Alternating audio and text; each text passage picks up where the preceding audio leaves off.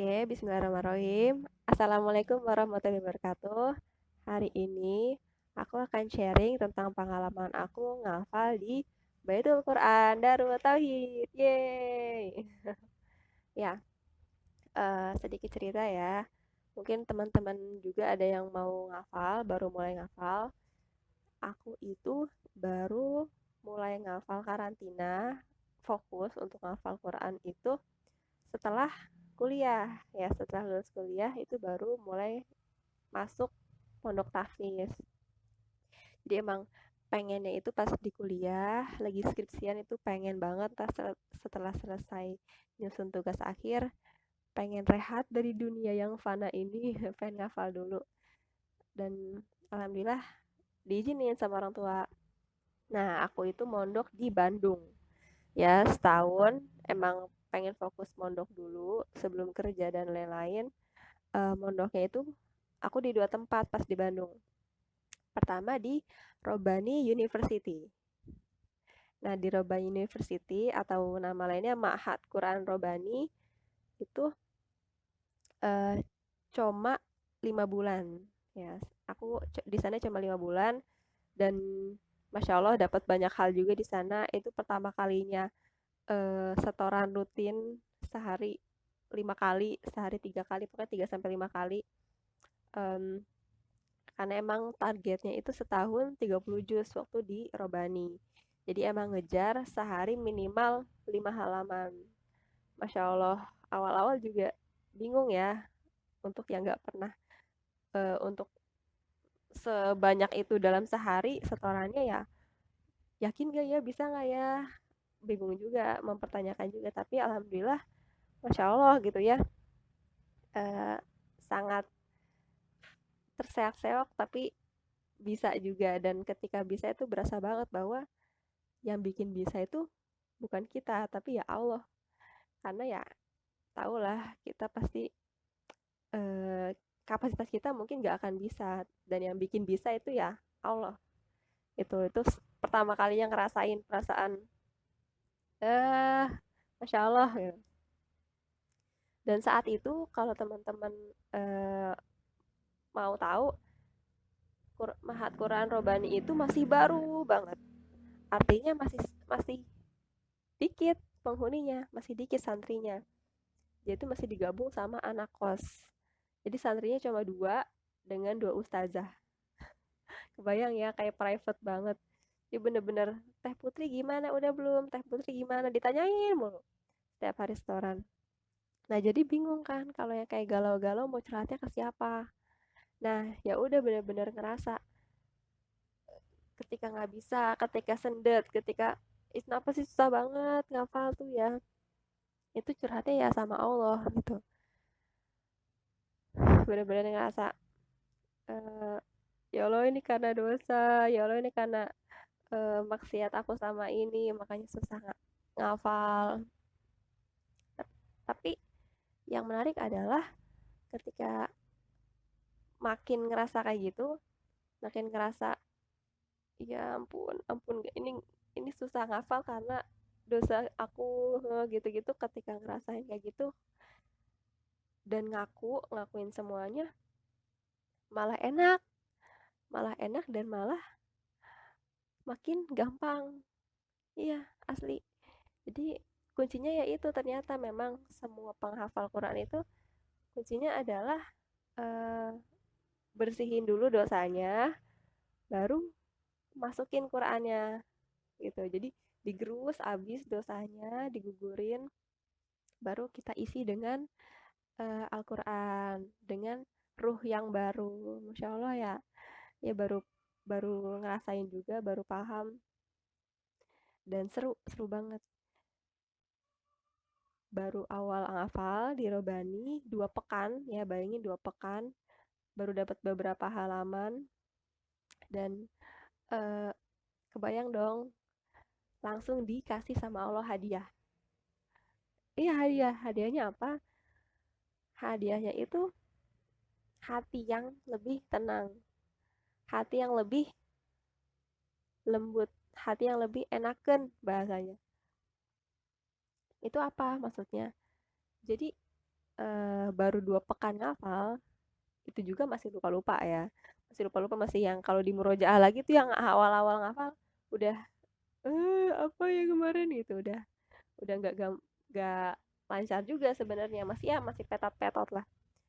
Tapi baru 2 pekan tadi ngafal aja, kerasa hati aku tuh misalnya ada teman curhat, atau aku ngelihat apa, hal apa nih, atau aku mengalami apa, itu langsung cepet banget ngaitinnya ke Allah.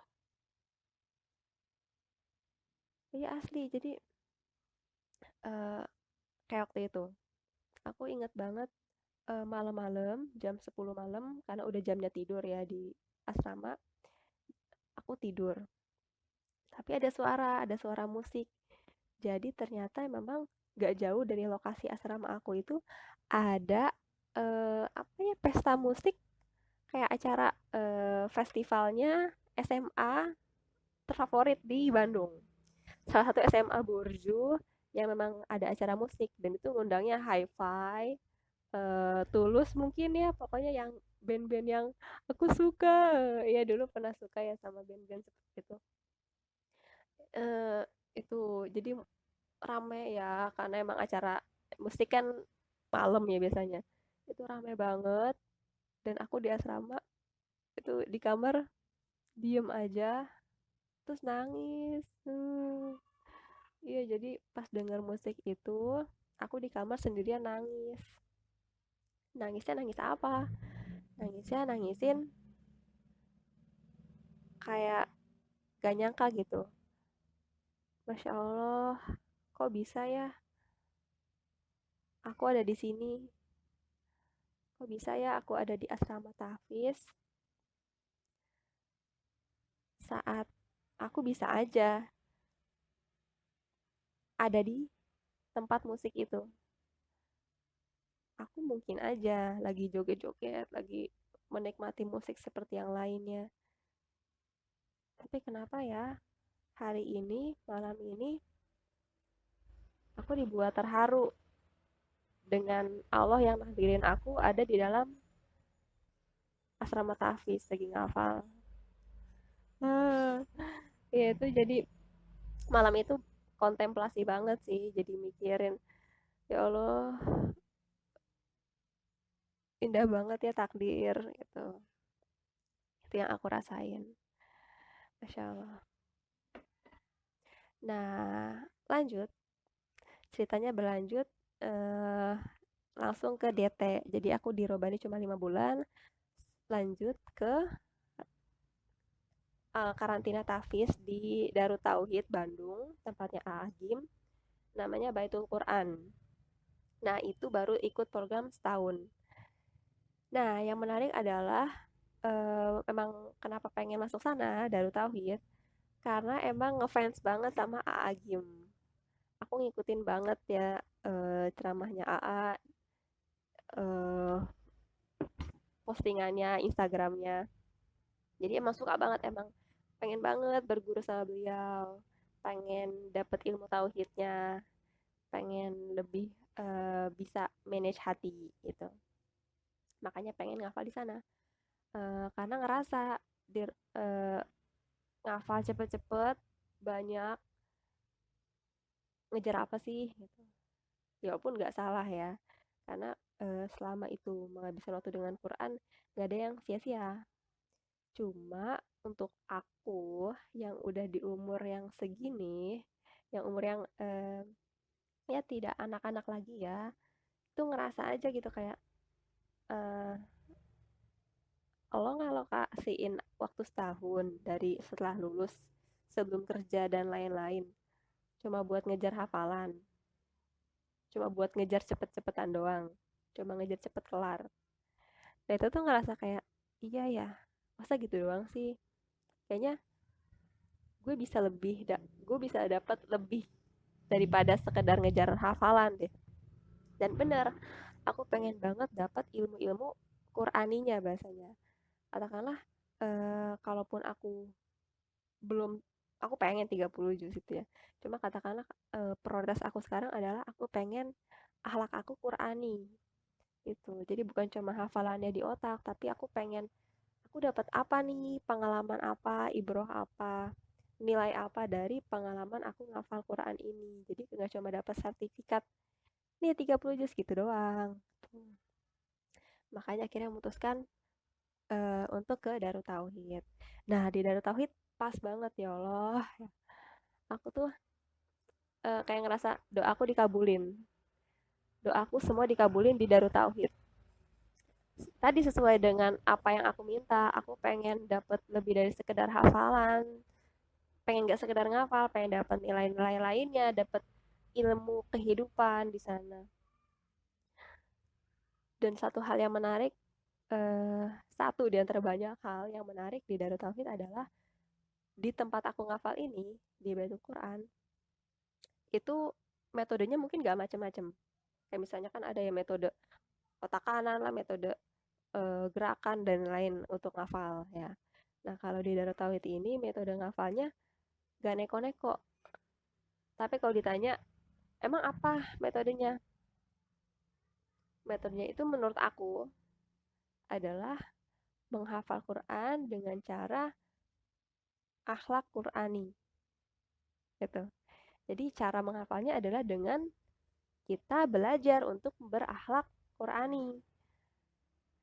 Akhlak Qurani kayak apa ya? Kayak Rasul gitu. Kalau teman-teman mungkin pernah ke Darut Tauhid, eh, itu Darut Tauhid itu benar-benar aku merasa itu salah satu tempat yang serius membuktikan diri kayak apa sih Islam itu yang sebenarnya gitu. Kayak apa sih Islam yang sebenarnya. Apakah Islam itu cuma sholat, puasa, haji gitu-gitu aja? Enggak ternyata. Islam itu ya yang rapi, yang disiplin, yang bersih, yang profesional, yang sangat elegan. Pokoknya semua, pokoknya ketika aku ada di Darut Tauhid, aku ngerasa ini nih, Islam tuh mestinya kayak gini. Kita tuh mesti em, membuat bahan istilahnya bikin Darut Tauhid tuh di banyak tempat karena saking bagusnya konsep di Darut Tauhid. Kalau jadi masjidnya aja, kalau teman-teman pernah ke Bandung, di masjidnya aja tuh nyaman banget, bersih, rapi, sendal itu tuh ditata rapi. Jadi kalau aku sih nggak pernah ke Jepang ya, cuma katanya kan Jepang itu disiplin banget. Padahal mereka bukan beragam, bukan negara Islam gitu kan, bukan mayoritas penduduknya Islam.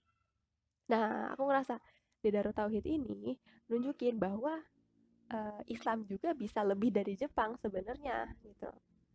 Cuma kitanya aja belum ngeh gitu, belum mengamalkan nilai-nilai Islam karena nilai Islam itu sendiri sebenarnya sangat sangat profesional kalau kita serius mengamalkannya lebih dari Jepang gitu. Nah, balik lagi ke Baitul Quran, tempat aku ngafal.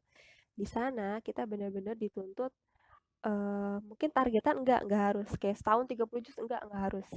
Di sana targetannya 3 tahun 30 juz gitu.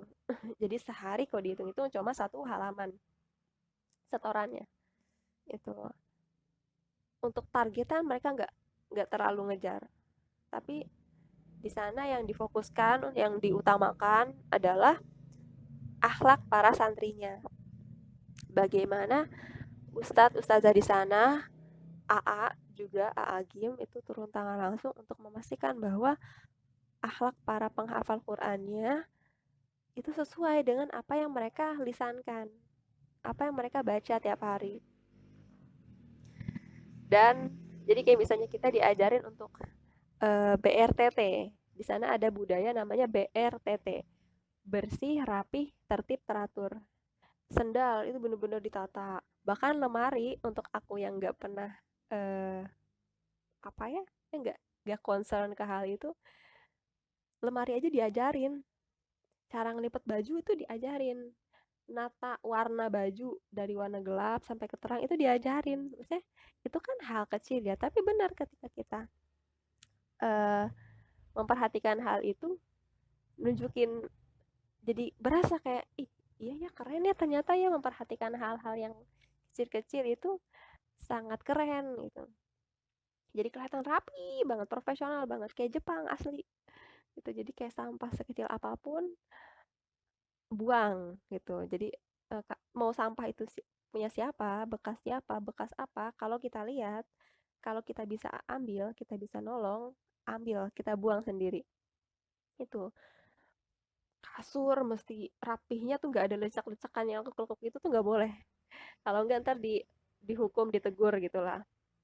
Masya Allah lah, tapi seru sih.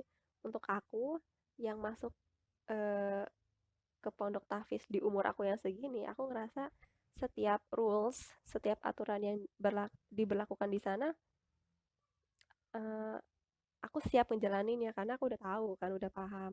Oh ini buat apa sih? Oh ini nggak boleh gitu. Oh ini harus ya. Oh iya, salah salah gitu. Jadi udah ngerti gitu.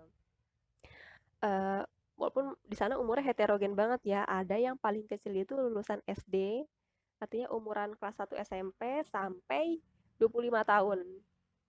Itu. Jadi range umurnya heterogen banget kan. Tapi seru di sana.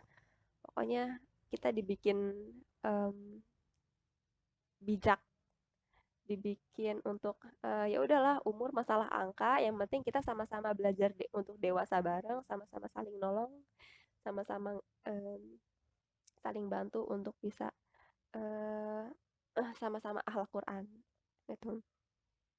Dan ngomong-ngomong tentang BRTT dan AA Gym, ada cerita menarik ketika aku di Darut Tauhid.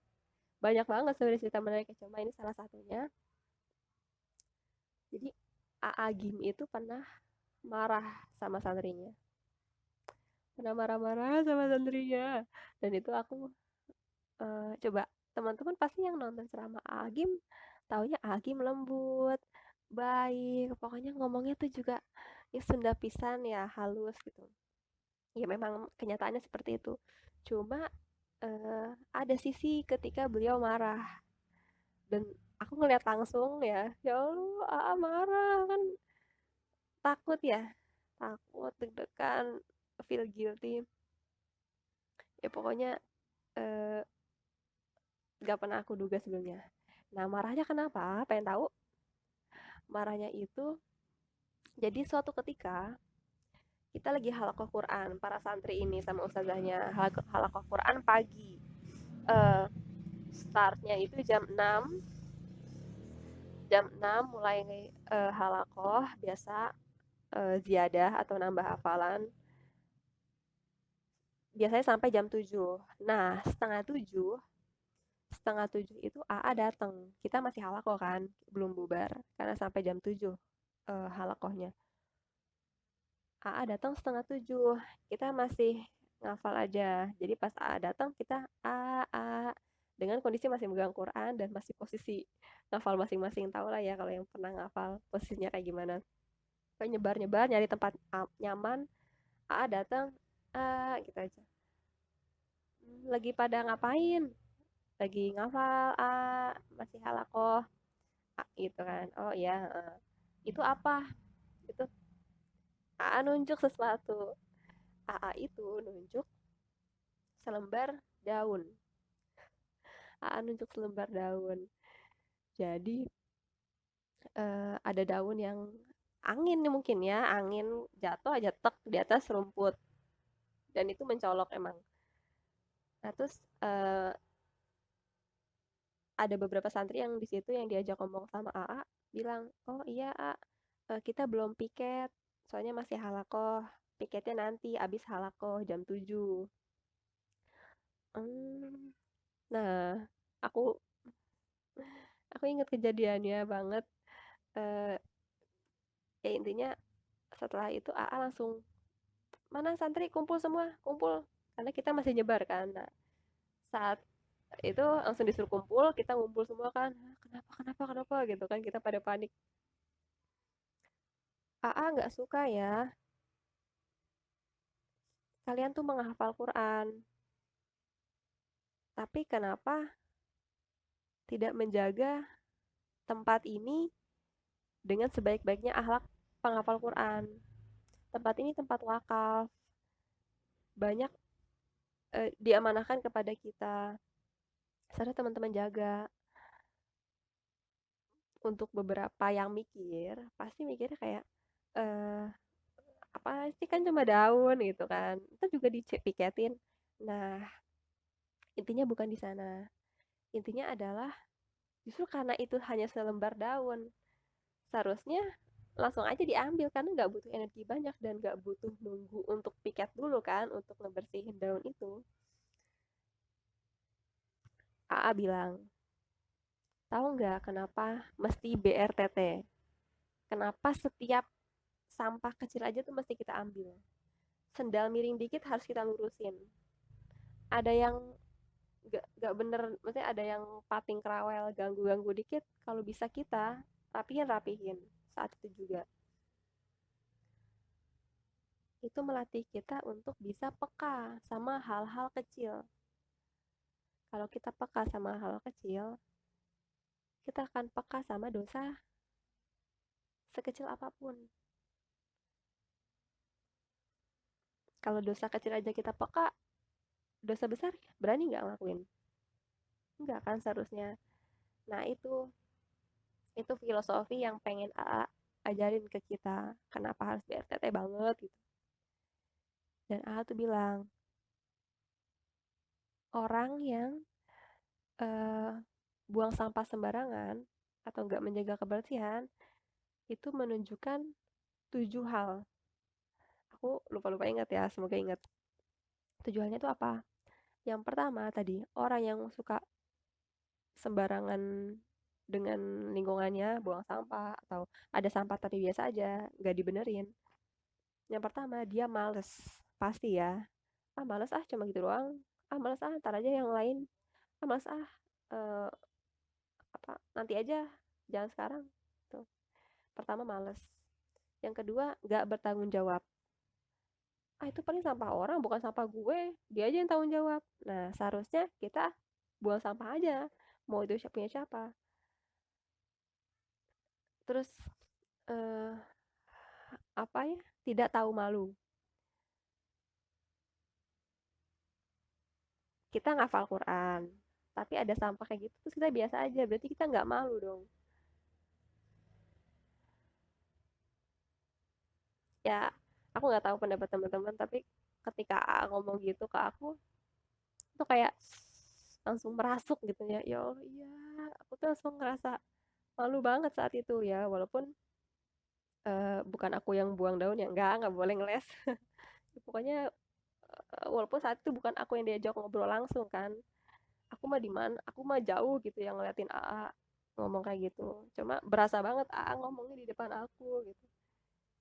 Jadi ikutan ikutan mati gaya, ikutan merasa bersalah banget. Eh, tadi apa berapa, tiga doang ya? Ya sisanya banyak. Intinya tujuh, tujuh sifat yang tujuh sifat jelek yang mengindikasikan, yang langsung kelihatan ketika kamu, ketika kita males untuk jaga lingkungan. Itu ya, masya Allah. Jadi AA itu lembut, bener lembut. Eh, tapi AA juga bisa marah ketika itu masalah agama, ketika itu masalah santrinya. Karena tanggung jawab santri adalah tanggung jawab AA. Jadi ketika apa ya, AA tuh mungkin takut ya karena beliau kiai kita, guru besar kita, dan pasti santri-santrinya akan ditanya kan nanti, pada Allah akan nanya AA tentang bagaimana bagaimana beliau mengajari santri-santrinya. Jadi kayak memastikan banget kita tuh semua baik akhlaknya, kita semua serius ngejaga Quran di memori, di lisan, juga di hati, di keseharian kita. Masya Allah ya. Ya itu secuil kisah pengalaman ngafal di Bandung, di Robani dan di Darut Tauhid. Untuk teman-teman yang pengen ngafal juga dan mungkin umurnya tidak lagi muda, karena aku baru ngafal setelah sarjana ya, setelah lulus kuliah. Jangan minder karena banyak banget eh, teman-teman kita ternyata yang seumuran kita ada lagi ngafal juga. Dan cita-cita itu harus dikejar. Kalau emang ada kesempatan untuk ngejar, jangan banyak pikir, langsung aja bismillah karena membersamai Quran itu gak akan pernah rugi. Gitu. Jadi semangat ngafal, semangat murojaah, semangat jadi akhlak Quran untuk selama-lamanya. Kita tunjukin bahwa eh, ya Islam tuh yang kayak gini gitu. Yang profesional, yang rapi, disiplin, tertib, senang dengan kebersihan. Pokoknya, pokoknya kalau kita serius mengembangkan Quran dalam hidup kita, dalam keseharian kita, dunia akan berubah.